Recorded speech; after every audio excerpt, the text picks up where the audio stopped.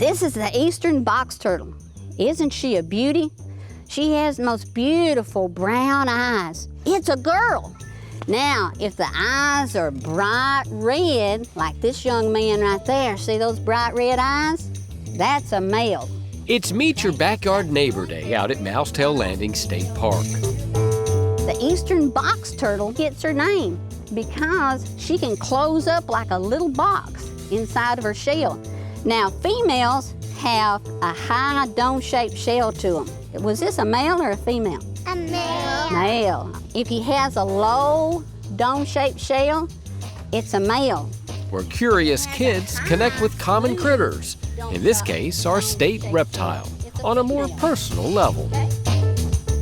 If you find a little turtle in the wild, you need to leave it alone and just admire its beauty.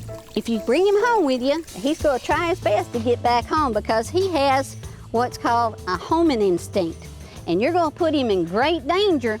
And while this might seem like a biology lesson, notice the decoration on the shell on the back? This helps to keep the turtle safe on the ground. He's foraging around for food, looking for those little snails and those little juicy worms, and his shell mimics the sunlight shining down through the trees. It's really an art class. So now we're going to draw his snake-like head. Remember, his cousin is the snake? But this little guy does not have any fangs or teeth, but he does have a beak like a bird. These youngsters aren't expected to be the next Pollock or Picasso. Now, sometimes when we start to draw wildlife, it's kind of intimidating because you see all of these details at one time. But drawing animals like these box turtles helps them better understand and appreciate wildlife, something artist Pat Walls has been doing since she was a child. When you draw wildlife, you have to really look and identify what characteristics make up that species. And when you're counting and drawing toes, that makes a connection there, and they're going to see that these little guys, you know, they all have feet and they all have toes like we do, and they start to appreciate wildlife more when they do that. It's not something just out there in the environment, it's something close to their heart. The road to the heart often starts with the fingers, whether they're touching turtles or animal fur. You feel it? The kids get a chance to feel what they look like. For the smaller kids, it's very important for them. It's a tactile sense. Now these are very soft. Say, some women love mink coats. I'd rather have the minks walking around out in the wild. They can feel the textures of the animal skins, and they'll be able to know what they're trying to paint. Wildlife is all around us, but many times we're too busy or moving too fast to notice.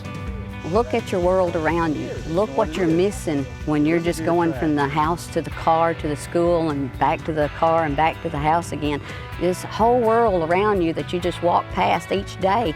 And if you just slow down and take time to look at the different trees and look at the different animals that call the woods their home and how they play a part in the environment around them. Now if you'll look right here in front of us, there's some raccoon tracks. Sometimes making that connection with nature takes a little imagination or some modeling clay, as the students discovered when they looked for and made molds of animal tracks.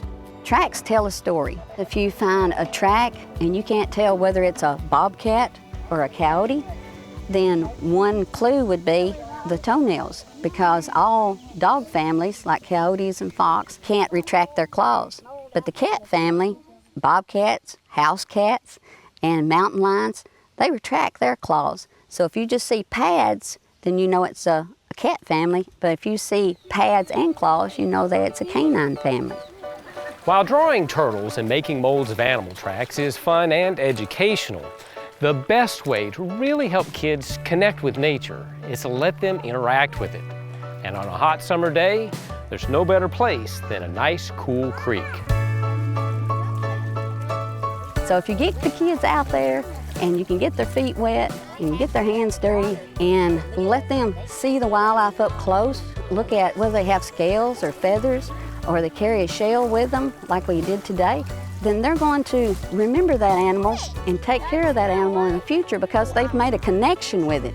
Our Australian neighbors call these yatis. We call them crawdads or crayfish. Crawdads go backwards, so if you have a net behind them and then scare them, they'll jump back into the net. I've caught a tadpole, a baby tadpole. It's fun to pick up the tadpoles and catch them and actually look at them and learn about them. It's the kind of education you just can't get in school because there's no substitute for hands-on learning through artistic expression. At school, they'll just tell you the thing without showing you it at all. Maybe a couple pictures, but out here they show you, they'll demonstrate it. See, this guy's pincher should be as big as this one. People will Google it and they don't see it in the wild. They can look at it on film, they can look at it on their cameras and their phones and TV, but it's not like being out and actually touching things. Oh, neat, a little bitty baby. I can see it, what it's doing, instead of reading it out of a book. That was cool. It's fun having stuff that you get to draw and stuff. Kids are artists by nature, and they love wildlife by nature. So you put the two together, and you got a good combination for a wildlife conservationist in the future.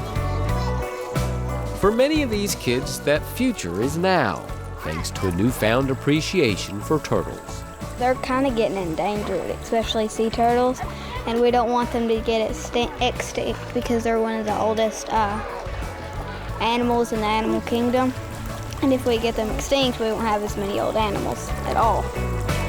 I'm Ken Tucker on The Wild Side.